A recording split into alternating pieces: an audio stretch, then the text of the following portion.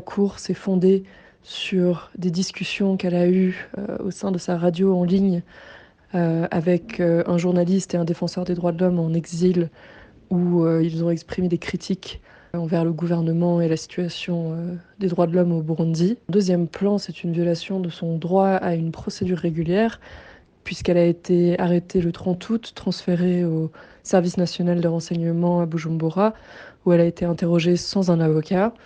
Elle a été détenue jusqu'au 27 octobre sans avoir été présentée à la chambre de conseil et donc sans chef d'inculpation.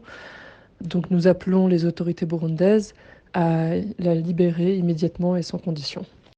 La condamnation de Florian s'inscrit dans le cadre de la répression continue de la part des autorités envers les défenseurs des droits de l'homme et les journalistes qui étaient actifs, notamment avant le début de la crise de 2015, dont nombreux sont encore en exil. Il est pertinent que la condamnation de Florian est survenue seulement quelques jours après l'acquittement et la libération de Tony Germain-Kina, un ancien défenseur des droits de l'homme et un avocat qui a passé plus de 2 ans injustement emprisonné après une procédure judiciaire politisée.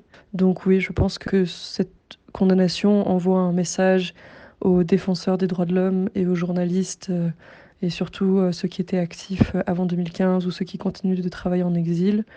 Ce qui est malheureux au moment où les autorités et le président du Burundi cherchent à montrer qu'ils sont en train de mettre en œuvre des réformes.